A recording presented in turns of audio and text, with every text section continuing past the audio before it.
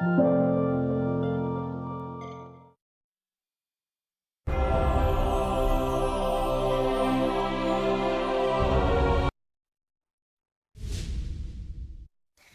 to NTD Newsroom. I'm Don Ma. The latest in Midtown Manhattan shooting that left 5 people dead, including the shooter. What police are saying about a possible motive. President Trump officially opens his second 18-hole golf course at Trump International in Aberdeen, Scotland. The Department of Agriculture facing a lawsuit from mostly Democratic states. Why the department wants to collect data on food stamp recipients and why the states are against the move. We talked to a leader in the conservative grassroots movement. She has just been named the new executive vice president of Heritage Action, and this will be one of her first media appearances. China is quietly waging war on the U.S. without firing a shot. American thought leaders host Yannick Kellogg sits down with General Michael Flynn to reveal the full story.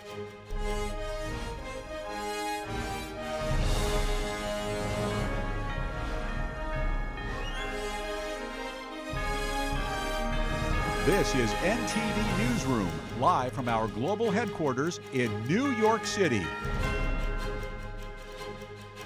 Good afternoon, and thanks for joining us. Information keeps coming in about the tragic shooting last night in a Midtown Manhattan office building. Police say a 3-page suicide note found in the shooter's wallet said football gave him CTE, which is a brain condition caused by repeated head trauma. NTD's Stefania Cox brings us more from the site. Yeah, I'm here at 345 Park Avenue where this tragedy happened. As you can see behind me, the American flag and the New York flag are flying at half-mast today. Meanwhile, NYPD officers are stationed around the building where this terrible incident occurred. Police say the gunman, identified as Shane Tamura, a 27-year-old from Las Vegas, had a documented history of mental health issues, though no significant criminal record. Regarding a possible motive, a note found on Tamura, as you mentioned, referenced grievances with the NFL, which houses its headquarters here in this building.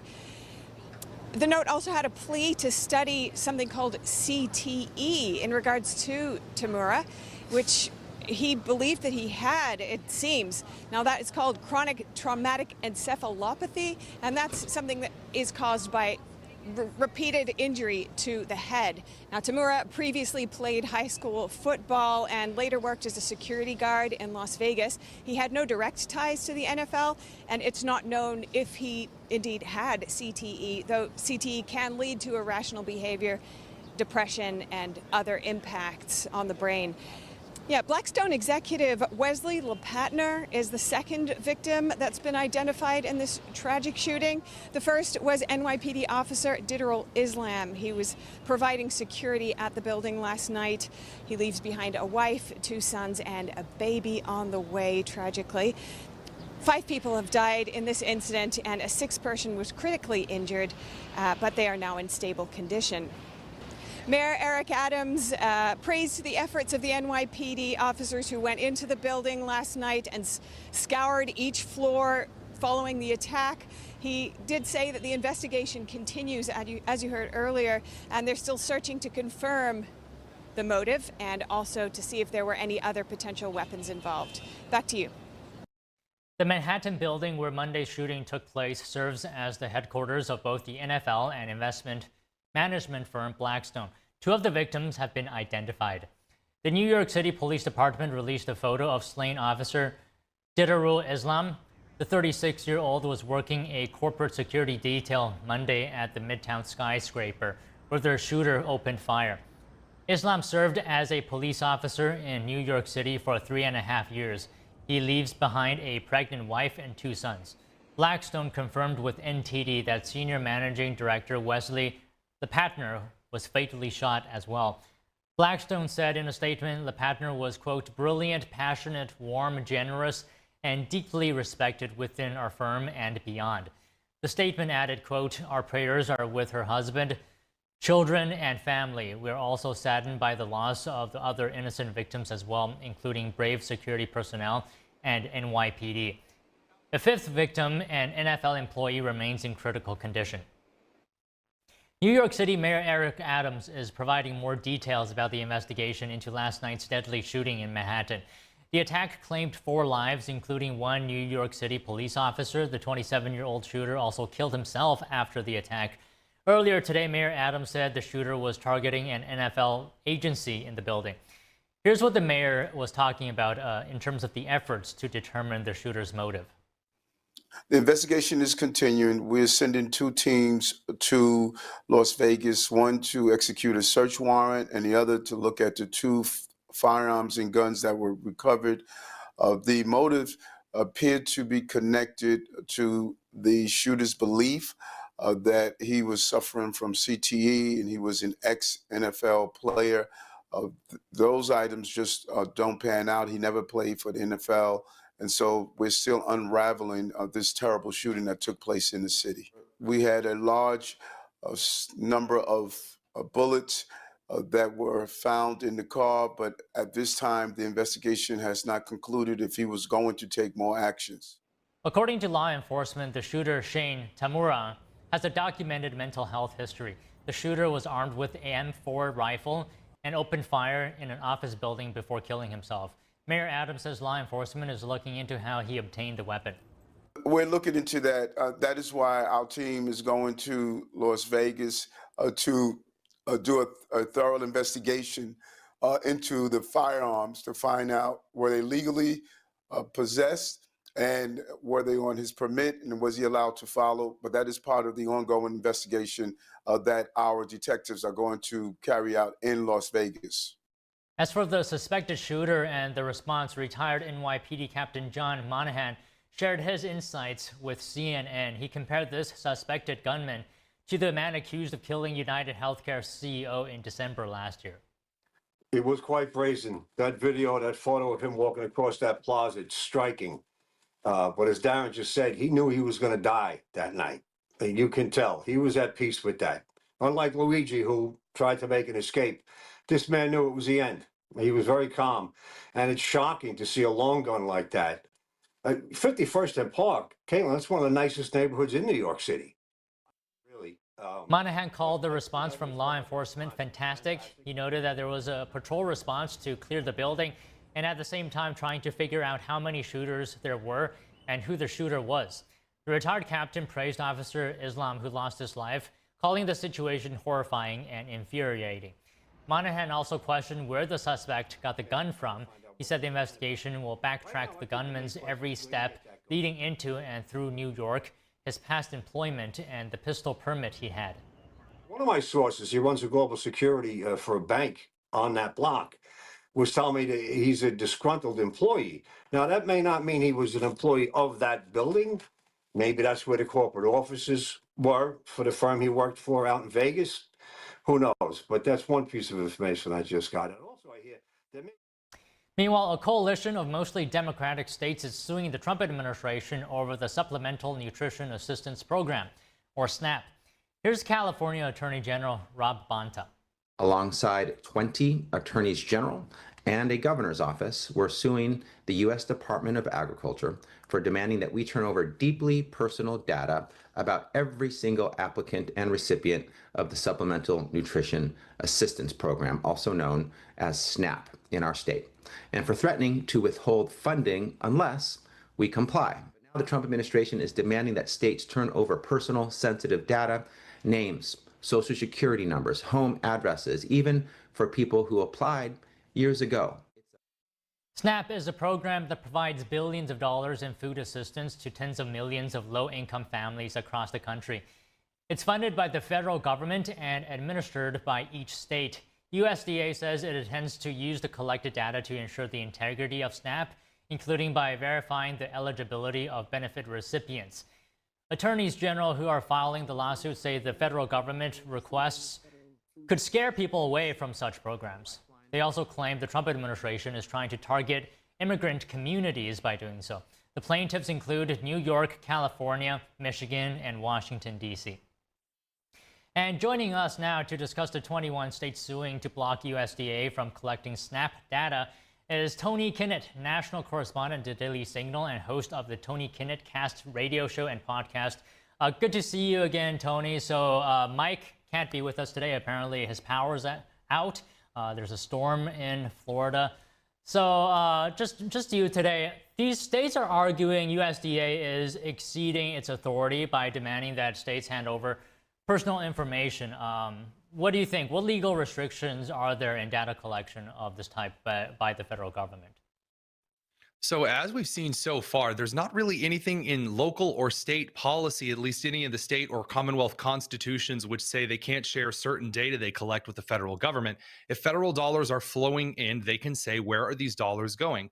That's in the plenary power of the Congress, both houses, as well as every single federal section of the judiciary branch, from the federal district courts all the way up through the appellate and the Supreme Courts, the executive agencies as well. That's been the case since 1875. So in case of the SNAP benefits, obviously a newer approach, there are two things that I do want to draw a little bit of question and concern regarding this lawsuit. First of all, it is something that Americans are concerned about, that SNAP benefits are going to those who need it most, those who are unable to work, those who aren't making enough to make ends meet, who are trying to provide for families, especially with young children. As a former teacher, I wanted to make sure that my students were getting meals not just during the year, but also during the summer, and that every single dollar that was spent to that was going to those kids. Accountability and transparency are important. But regarding the immigration issue that you cited right before I hopped on screen, I will say it's strange here, because illegal immigration, I was told that illegal immigrants weren't receiving SNAP benefits. Are they or aren't they? Because they shouldn't be receiving them according to state and federal law. And additionally, immigrant communities, well, yes, there are certain provisions that immigrant communities who are legally allowed to be here, they have visas, or they are immigrant now legal citizens of the United States. That's totally fine. I'm not really sure what the issue is there, other than this seems like political posturing over money coming in. That's a little suspicious. Okay, you make some good points there, Tony. But in your view, how much influence should the government have over state-run programs like SNAP? So here's the thing. If the state was levying funds, so I'm here in Indiana, right? So normally if Indiana's collecting taxes for me, we don't exactly have the lowest property taxes in the country, which is quite a shame. The Indiana government then decides how to spend my money. Now, I may not agree with how I like that particular money spent, but the Indiana government is not necessarily responsible to then deliver all of the data on that to the federal government, and the feds don't have to approve how Indiana is spending its money. But if the feds are sending money to the states, the reason that states have administration over those particular funds is not because they're giving the states the power over SNAP. It's because state legislatures and agencies likely speak with people who are citizens of those states more than some individual in a Washington, D.C. executive agency office. So it's not that the state has control over it to decide who does and doesn't get SNAP from a legality perspective. It's that they're stewards, right? They are down the chain of command on this. And the federal government is saying, as long as you follow federal law, which is what's currently under question, then you can administrate SNAP. Just as, on your network, you guys have producers, you have senior producers and tech producers who don't get to make up their own rules. They do what the chain of command says, just like my editor-in-chief. She tells me what to do, and I start getting a little bit loose with things. Yeah, the hand might get a little bit tighter when it comes to performance review time.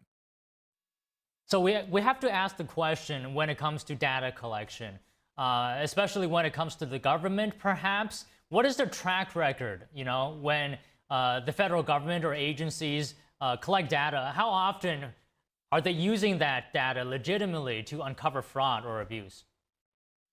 I'm not sure what you mean by how often do they use that legitimately, as opposed to what maybe in this case.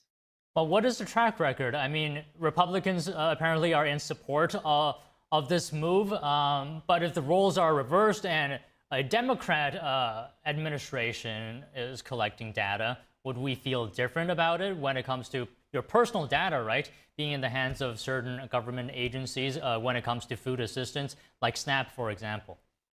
Well, if you're taking SNAP benefits, then again, you are taking federal dollars. Those aren't just state dollars, those are federal dollars. And so again, if the government is going to keep track of how they're spending money, whether it's a Democrat or a Republican administration, that's an essential. Again, as a former teacher and education policy advisor, I know that federal tax dollars that do go towards state education departments, those include a little flagging system that includes some kinds of personal data. But the data isn't scrutinized for anything nefarious, rather than saying, yes, this individual is receiving these particular state or federal benefits. I don't see anything in some of the complaints that have been issued by the state's attorneys general that are suggesting this data could be used for something nefarious, unless there are individuals participating in the program who are, by federal law, not allowed to participate in the program.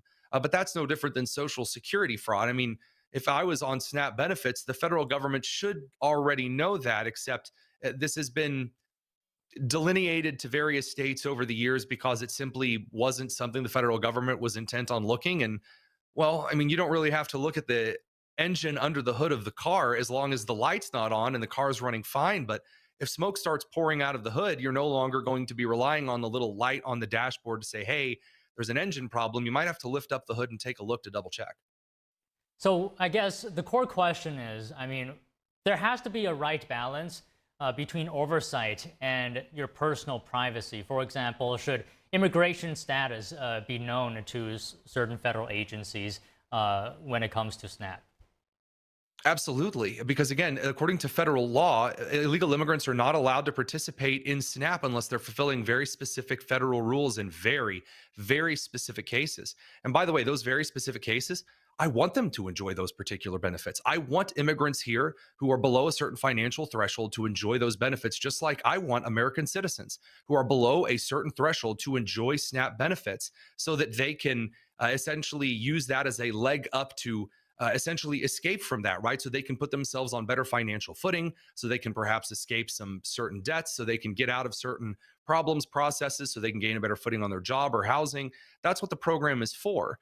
And if there are individuals who are on that program, there's no shame in that particular program. There's no shame in that status being known to the federal government. I have yet to see anything that suggests that the federal government is going to say, yes, we know there's illegal immigrants out there on SNAP, but if we only knew who they were, we'd round them up en masse.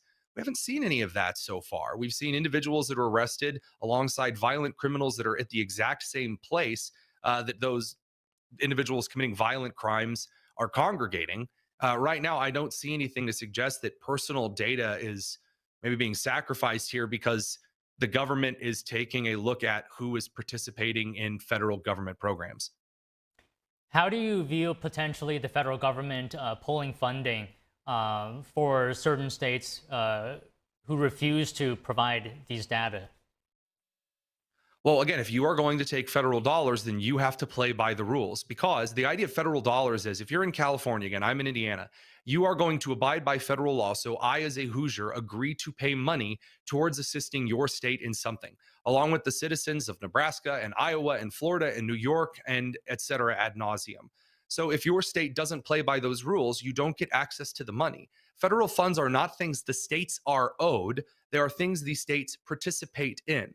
You have to play by federal rules in order to gain access to federal funds. So I see that as a fair thing. If you just get access to the money no matter what, well, then why do you have to play by federal law, federal rules? You're just going to get the check in the mail anyway, so why bother? And I think this has become a massive financial strain and a massive social and institutional strain that's caused a lot of distrust between Americans in different states, because certain states play by the rules and certain states and commonwealths don't. And that's a significant issue when we roll around to certain Senate and House elections, in which people are running on vastly different things regarding federal policy that not everyone's playing the same rules for. And this is how you get anger over things like, for example, SALT deductions that are very unpopular with the vast majority of Americans. Do taxpayers have a right to know if their dollars are going to undocumented immigrants? Absolutely. Absolutely. I think that taxpayers have a right to know if their dollars are going anywhere. What about being proud of tax dollars? I love seeing my tax dollars be spent in ways that should be spent responsibly. This is something we don't ever talk about because, we hate taxes. We throw tea into the harbor over unjust taxes. There is a possible future, albeit an unlikely one, in which Americans can reach a point where they are satisfied on certain programs their tax dollars are going to. And I think that as long as there are programs consistently that are hidden from view, I don't get to say whether I want those monies to go there or not. Maybe there are Americans who do want monies going to X number of illegal immigrants on SNAP benefits. But we're not going to know if people are trying to play fast and loose with that data. Again, either the government is totally accountable to the people or it is not. And some mid-level bureaucrat or some state official doesn't get to decide how I, in a completely different state, spend my taxes that I'm required to annually. And then that money goes to them regardless is incredibly unfair to me. And it is technically a violation of taxation without representation. Okay, real quick, we just have about 30 seconds. Do you think this sets a precedent for future administrations to do similar things in terms of data collection? I don't think that it's really precedent in this particular case because we've seen this before. It's more of a federal law question. And yeah, I think that future administrations, if there are programs administrated by the state, but funded by the federal government, yes, the federal government should have oversight over it. Again, it's the money of everyone, yours, mine, those who are watching. We should get to see where those dollars go, whether it's rebuilding homes in Maui, whether it's looking at FEMA efforts in North Carolina, or whether we're looking at SNAP benefits and who they go to in various states. We all have a stake in it. Therefore, we get to see what's inside. Okay, Tony, well, it's been good to talk to you. I wish Mike was here. It would have been more fun conversation. Same. Not saying that it's not fun. It was very fun today. Thank you very much. Take care. Look forward to seeing you guys next week. Yep. Next, President Trump cuts the red tape and red ribbon and takes the first swing at his newly opened golf course in Scotland. It's a grand finale to his first 5-day visit, and he takes a shot by the nearby windmill, saying Britain should drill for oil and gas instead. NTD's international correspondent Malcolm Hudson has more for us.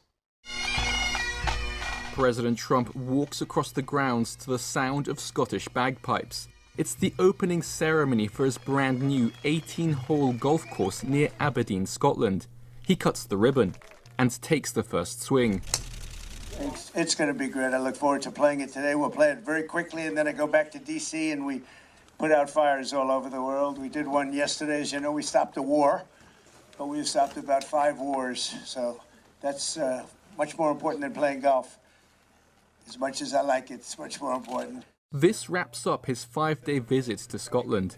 Initially billed as a private visit, the trip quickly morphed into a diplomatic mission, including a trade agreement sealed with the European Union and bilateral meetings with British officials. Trump praised British Prime Minister Keir Starmer for the US-UK trade deal. And it's a very big deal and a great deal for the country, and it's a great deal for everybody. So I just want to thank him and everybody that worked so hard on it. They've been trying to get it done for 12 years. We got it done, so somebody did a good job. In the morning, Trump turned his attention to energy. He said on Truth Social, North Sea oil is a treasure chest for Britain, but said UK taxes are too high to motivate energy companies to drill. Oil and gas companies in the UK face a 78% tax, and British Energy Secretary Ed Miliband decided to ban new drilling in the North Sea, instead prioritising renewable energy. On Monday, Trump took potshots at the windmills off the coast of his Aberdeen golf course. When we go to Aberdeen, you'll see some of the ugliest windmills you've ever seen. They're the height of a 50-story building. And you can take 1,000 times more energy out of a hole in the ground this big. This big. It's called oil and gas. He said windmills require massive government subsidies in order to run. This includes subsidies that pay energy companies when the windmills are not running. Trump said there's a fortune to be made in oil and gas, as well as far cheaper energy for the British people. Malcolm Hudson, NTD News. Happening now, Senator John Thune is speaking after the Senate party luncheon. We're going to tune into that.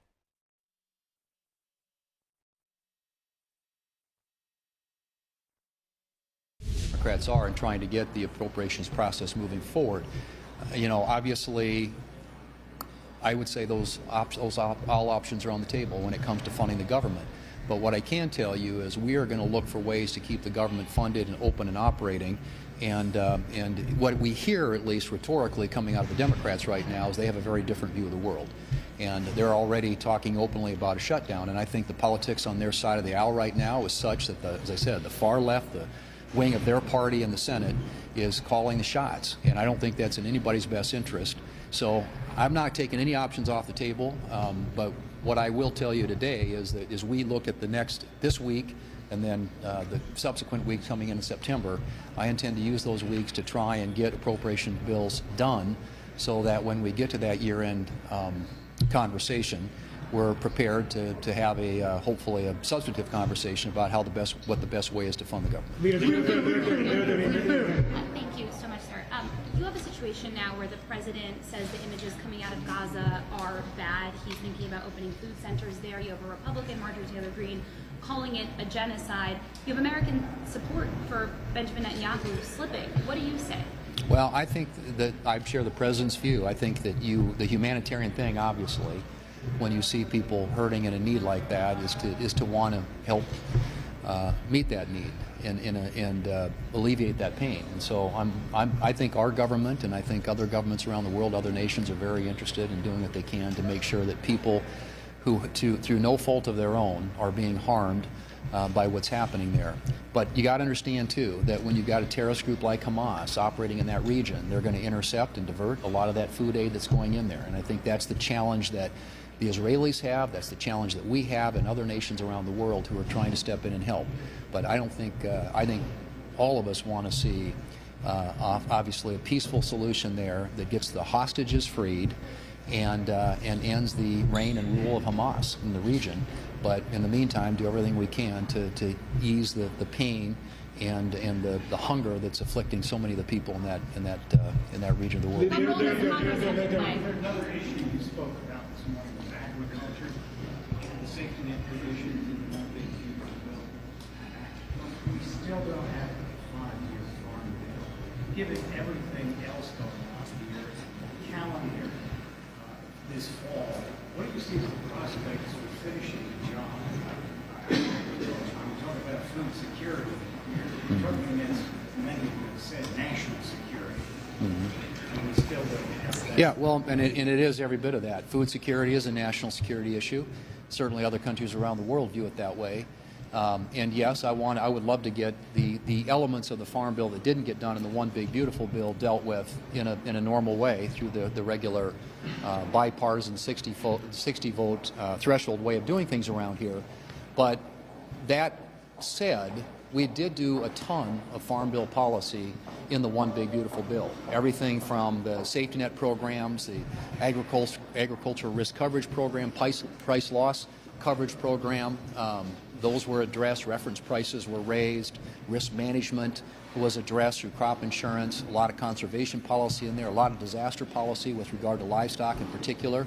So there were a number of things done in the One Big Beautiful Bill that address what has been a problem, and that is that we haven't been able to get a bipartisan farm bill across the finish line in the last couple of years. Are there other things that need to be done? Yes. But I think we made good headway there, and we'll look for opportunities to finish the job. But remember, it's hard to find time to do things on the floor when you're spending all your time on nominations, which is where we are right now. And if the Democrats, they can change that if they want to, but it's very hard to do substantive legislation at a time when we're dealing with personnel 24/7, which is the situation we find ourselves in right now. And as I said, that's going to change. And if it doesn't change, we're going to grind it out here, and Democrats are going to be here whether they like it or not. Thanks. And you were just watching Senator John Thune talking to the press and taking reporter questions, including the humanitarian situation in Gaza and as well as preventing foreign adversaries from purchasing farmland in the U.S., talking about national security and equating it with food security. And we're going to take a break now. We talked to a leader in the conservative grassroots movement. She has just been named the new executive vice president of Heritage Action, and this will be one of her first media appearances. Stay tuned for that.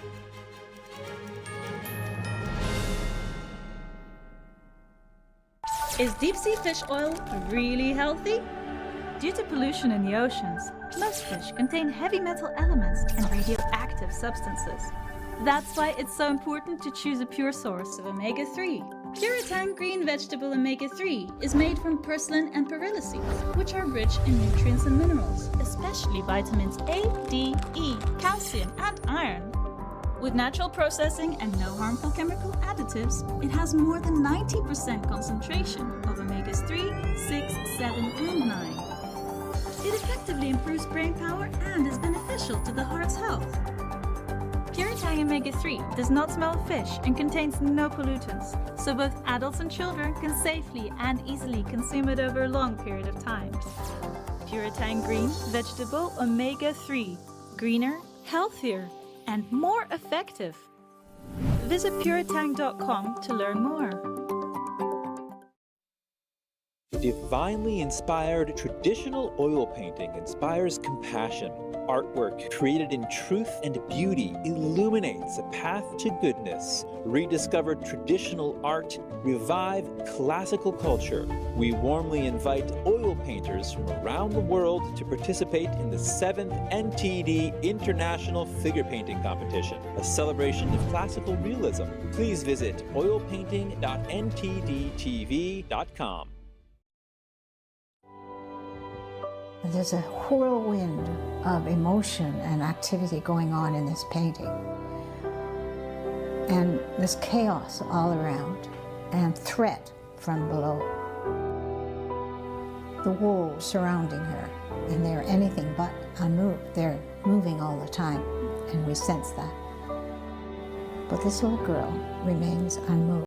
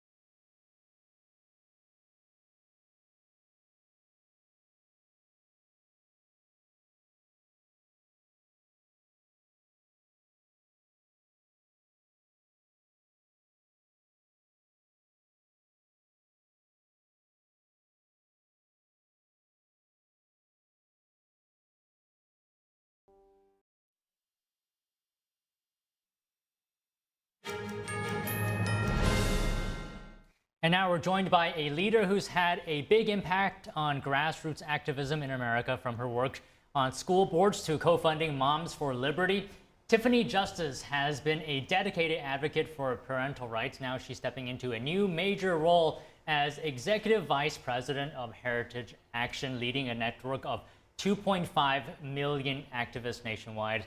So Tiffany, first off, I think congratulations are in order. I mean, it's a big moment, it's a big role for you, for Heritage Action, for the broader conservative grassroots movement. So yeah, thank you for being here today. Thank you for having me. I think it is a great moment for Americans in general, because I was a mom who got involved in politics in 2016. I ran for school board because I saw that there were people that were making bad decisions. And I thought, well, I could get involved, right? I can make a difference. And so now to be leading Heritage Action, as you said, 2.5 million activists across the country, we're going to continue to grow that. I think it's just a message to the American people that now is the time to step up and get involved. Yeah, we'll get into all that, but first, you have to tell us, how do you feel? Are you excited? What was going through your mind when you first got the offer to take on this new role? Yeah, I was really honored. Honestly, Kevin Roberts is a wonderful leader. He's the president of the Heritage Foundation, and I've been at the Heritage Foundation for the past 6 months leading a parental rights initiative. Parents are about 25% of voters across America, and we know that education is a major issue for Americans. We have so many children that are not learning to read in our public schools, and school choice is a really big motivating issue for voters. And so I've really been working to empower parents to get involved, and now to be able to lead Heritage Action and to help those activists to find other ways to be involved is going to be fantastic. Yeah, you've worn many hats over the years, as you said now, and as I mentioned earlier. I'm curious, what motivates you, to do all these things over such a long period of time? The most important hat I wear is as a mom. I have 4 kids, and everything that I do getting involved in politics is to make sure that they lead happy, productive lives in a free society. I think that's what every American wants. The issues that we're struggling with in America are so much bigger than Republican or Democrat. These are human issues. The idea that boys can't become girls, girls can't become boys, right? The fact that we want our kids to thrive in schools, that we want our kids to be able to graduate from high school and college and be able to have jobs, to be able to own a house. These are things that all Americans share, these wants for their family. And so that's what drives me, being a mom, being a parent, and really loving our country. And you touched on this point earlier about grassroots in moving politics in America. Would you like to elaborate on that? How important is the grassroots movement? The grassroots movement won President Trump the election. There is no doubt about it. So many people had to rethink the way that they've been voting in the past, in this past election cycle. The Democrats keep going further and further to the left. They're leaving behind lots of voters. As I said before, people don't want boys playing in girls' sports. People, again, want to be able to buy a house. They want to live in a free America. They don't want to have their First Amendment rights censored and taken away. And so as the left continues to go down this horrible path that they are on, we're going to continue to scoop up new voters, whether it's making America healthy again, creating more economic opportunity, or more educational freedom. I have no doubt that we're going to continue to grow the conservative movement. Okay, you mentioned a couple of points, for example, keeping men out of women and girls' sports. In your opinion, what do you think is the most pressing matter or goal for this movement over the next few months and years? To make sure that communists like Mamdani don't win elections, to make sure that conservatives and Republicans gain power. This is all about gaining and acquiring power. It's what the left does so beautifully, and they have a very sophisticated grassroots network that they've grown over the past 20 years. And so it's time for us to get involved, to step up. I think more Americans than ever realized during COVID that we hadn't been as involved in the political process as we need to be. So now is the time to take action. And what Democrats need to know is that we're not going to lose the elections in 26. We're not going to lose the presidency in 28. We're going to ensure that President Trump can continue to get the amazing work done that he started in the White House, and we're going to ensure that our kids have a bright future in a free country. And I think that's a very important point. You mentioned in that response and earlier as well, where you're saying the grassroots movement sort of really won the election for President Trump, right? Yep. So, I mean, I haven't really seen that in my time here in the news. So talk to us about what makes today's conservative grassroots movement unique? The fact that I think we woke up to the fact that we were losing our country during COVID. Americans were shocked to see the overreach of the government. They were shocked to see the bureaucracy. They were shocked to see decisions being made that put our kids on the back burner. Again, this mayoral race in New York, shocked to see someone who openly says that he's a socialist, that we know is a communist, maybe coming into power. And so these types of things are really waking Americans up to the fact that there is a very dark movement by the Democrats to take control, capture institutions, whether it's the judiciary or our education system, and now is the time to rise up and take our power back. Heritage Action does amazing work in states. There are sentinels, and if anyone's listening, they should go to Heritage Action website. They should sign up to be a sentinel, because what we're going to do is give them the best resources, tools, and information so they can create awareness in their communities and they can make change happen at the ballot box.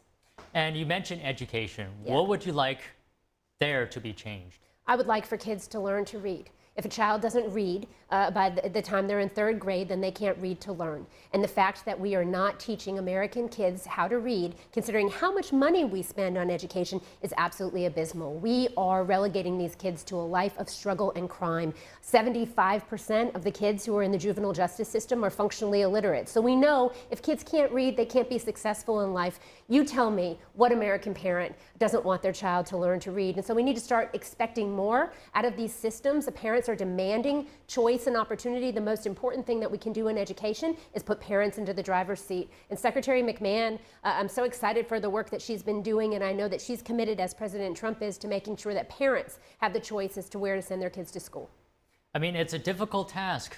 We've tried for many years, and what do you think will make it different this time with President Trump in office. Because he's not messing around. And he's brought real operators in, like Linda McMahon, Secretary McMahon, who are going to do what it is the American people want. President Trump received a mandate from the American people. We want change. We want taxpayer funding for philanthropy to stop. We want our First Amendment rights, our civil rights to stop being violated. We want to have freedom to live as we know we need to raise our children as we see fit. And President Trump made a commitment to me when I interviewed him while he was on the campaign trail. Everything that he's done since he's taken office has shown that he means business. And, you know, parents are ready to take back our country and to make sure that our kids grow up in a free and thriving America. So I can tell you've interacted, you've worked with many families, everyday Americans.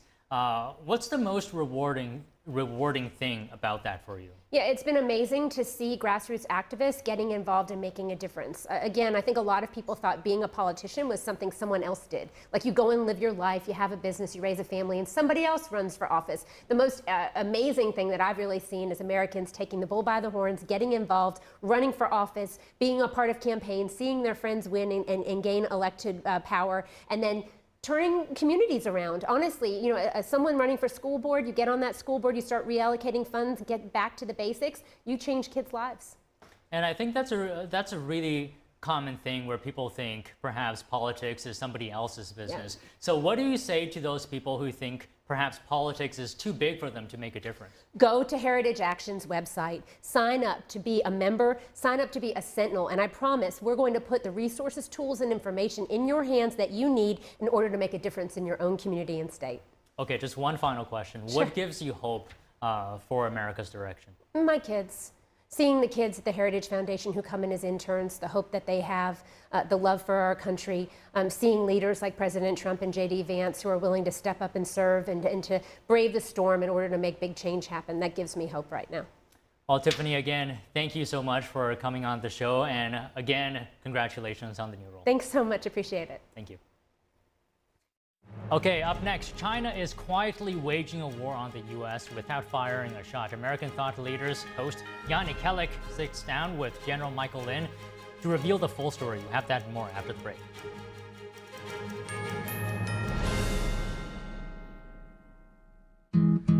Where did the time go? Somehow I lost all those years.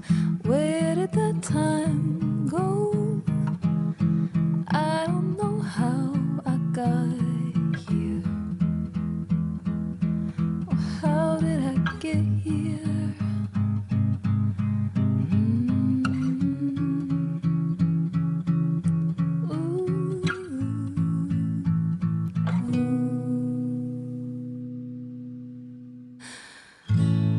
I can see now. You've done the hard part. You quit smoking.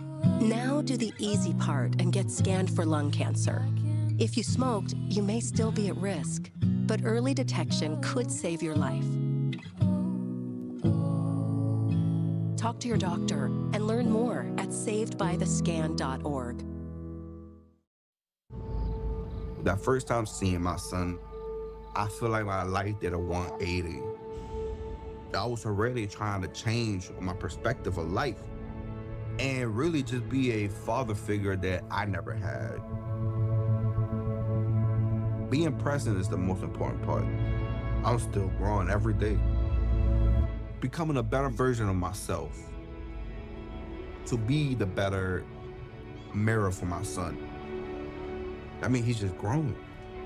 He's becoming his own person. Man, first I saw him dance, bro, he brings the vibes, you know what I'm saying? He brings the party no matter what.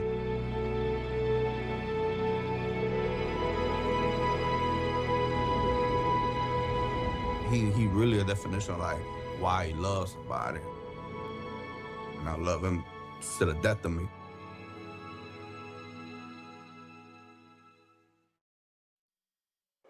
I was a quarterback at Hardaway High School. College first-round draft pick, on and off the field. We were taught to not show any signs of weakness. During the football season, I would stop eating. But I didn't know I was depressed. I thought that something was wrong with me.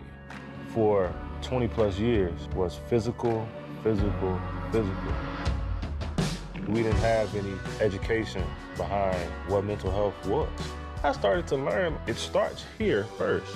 If this is together, I'll be better as a father, as a man, and as a husband. Put the importance on your mental health. I'm not scared to talk about it anymore. The first tool is therapy. The second one is positive self-talk. And then journaling, putting your thoughts on paper. We have to redefine what being a strong man is and heal, love your mind.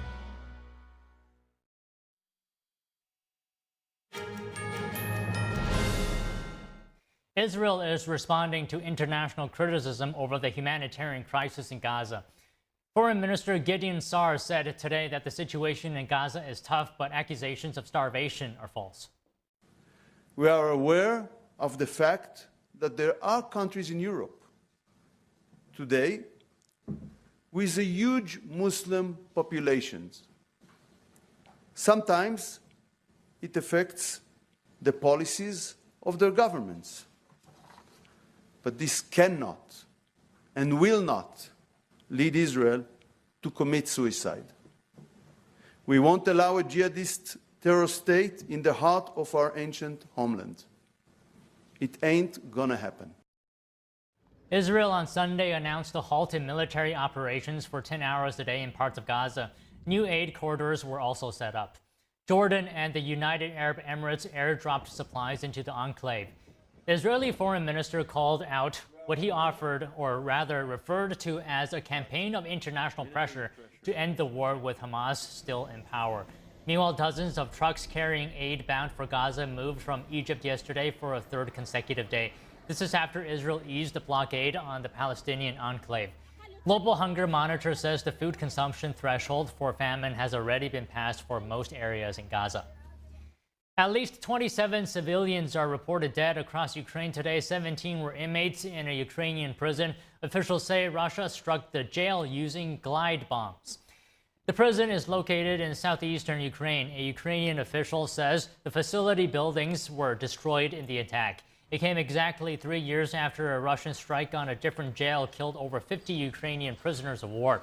Ukraine says missiles also hit medical facilities in central Ukraine today, including a maternity hospital. At least 3 people are reported dead, including a 23-year-old pregnant woman. Today's attacks came just hours after President Trump announced a 50-day deadline, or rather reduced it, for Russia down to 10 or 12 days. The president warns he might hit Moscow with sanctions and secondary tariffs if no peace deal is reached by then. The Kremlin today said that it took note of President Trump's statement and that Russia remains committed to the peace process. How far back does China's influence campaign in the U.S. go? Experts say it goes further than you might think, tracing back decades to a quiet, strategic push that began during the Clinton administration. The focus? Education and getting into America's top universities. Here's the host of American Thought Leaders, Yannick Kellick, breaking it all down with retired General Michael Flynn, former National Security Advisor to President Trump.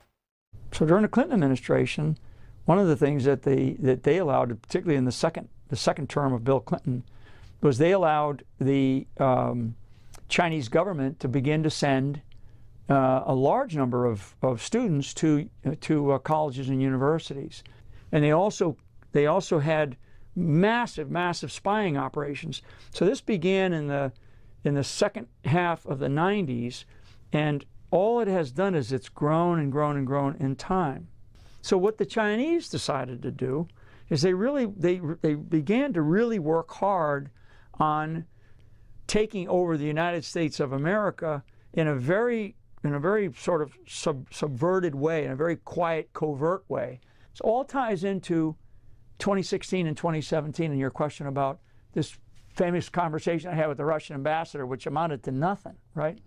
They knew, and you can go back and look at, a lot of other things that I've said over time or I've written about, and I've been writing about things for a long time, about this issue, about the rise of communism in the United States of America. What drives me is this country, and that's where Trump and I connected.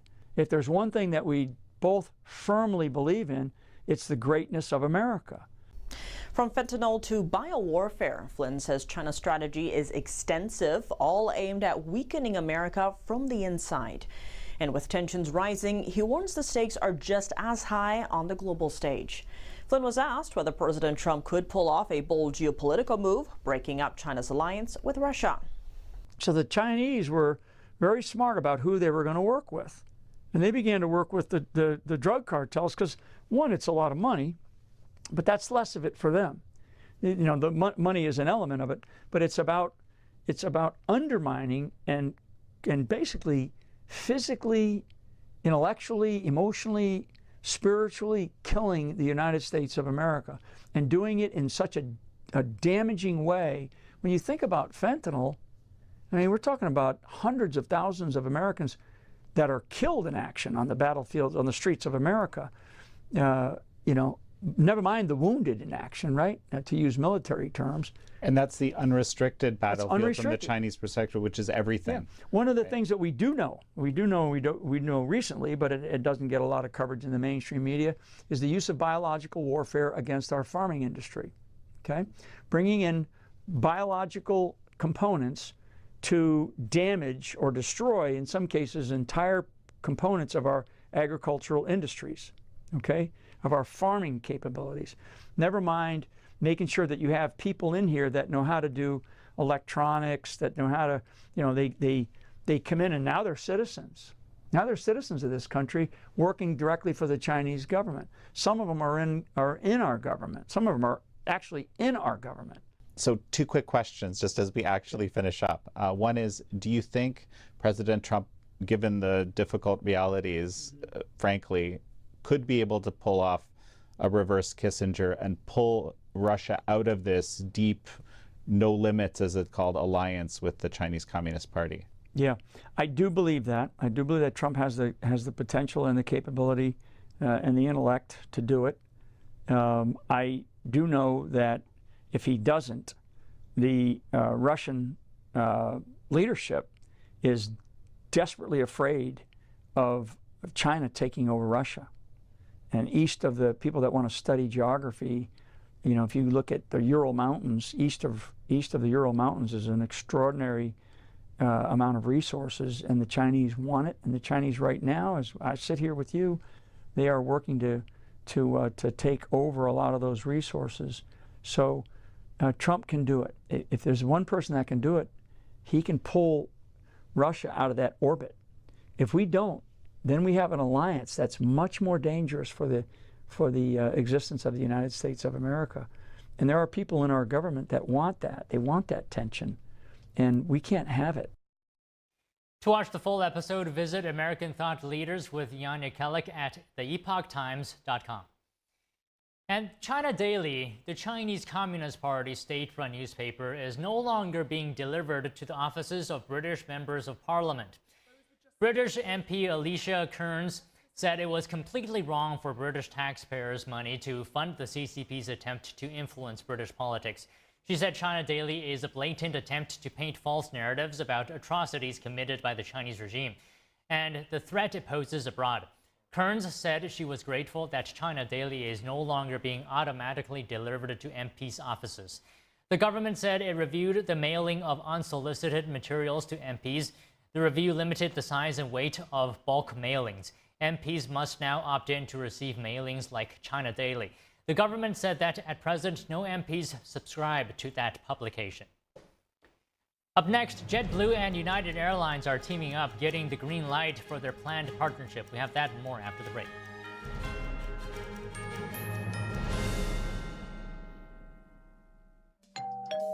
Hi, I'm Ty Pennington, here for Choice Home Warranty. They protect my home from expensive repairs, and they can do the same for you.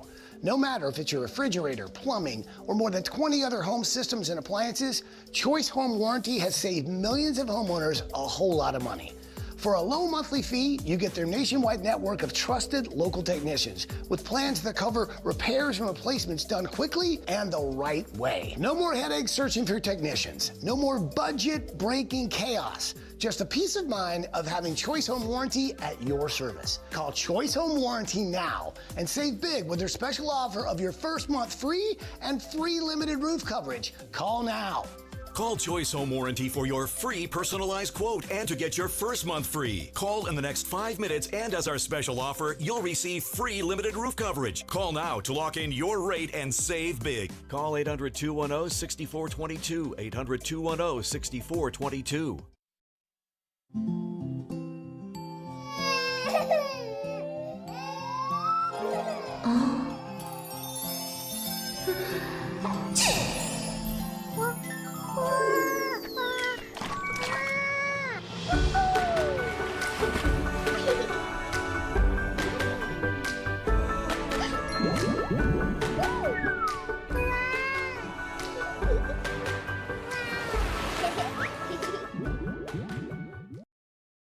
£6 prescription glasses from Select Specs are always great value.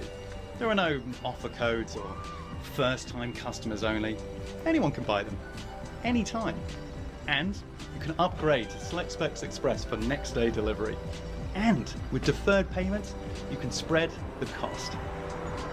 See now, pay later with Select Specs £6 specs. Next day delivery and deferred payment options available at selectspecs.com/£6.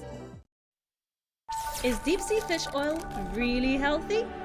Due to pollution in the oceans, most fish contain heavy metal elements and radioactive substances.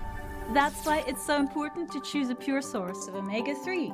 Puritan Green Vegetable Omega-3 is made from purslane and perilla seeds, which are rich in nutrients and minerals. It effectively improves brain power and is beneficial to the heart's health. Puritan Green Vegetable Omega-3. Eat 2 a day and you'll feel brand new. For decades, I've taught you everything I know. How to safely build a fire, and how to control the flames. But I can only teach wildfire prevention. Only you can prevent wildfires.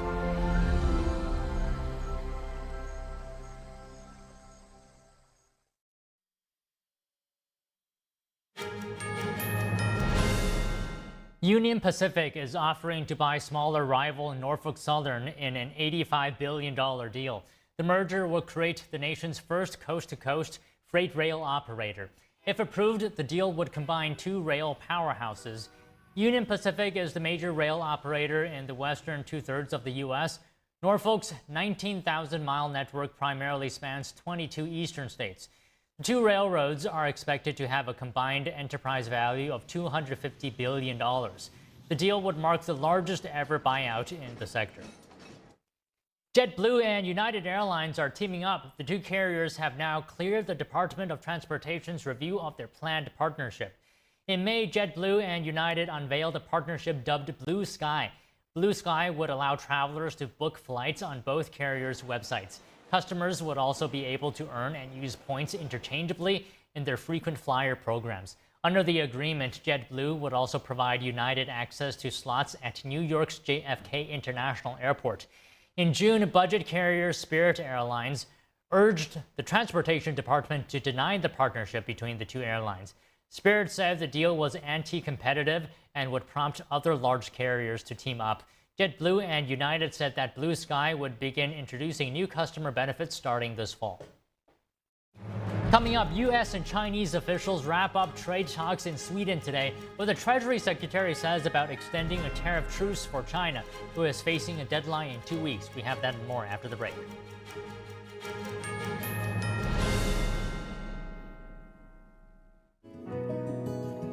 Looking for a healthy and smooth-tasting brew?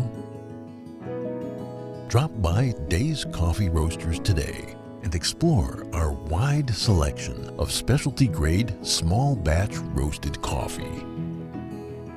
Home to North America's first enzyme-fermented coffee, we source a wide selection of specialty-grade coffee beans from around the world, and our baristas are ready to craft your customized brew. Visit Days Coffee at 28 North Street, Middletown, New York. Come experience a brew like no other.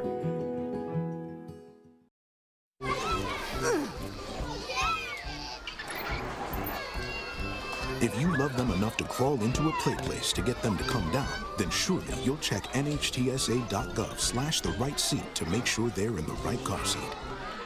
Shenyun Creations, the streaming platform from Shenyun, featuring world-class dance, past programs, and all original music.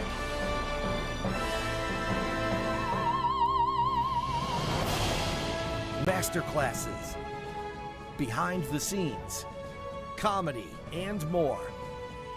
Explore shenyuncreations.com.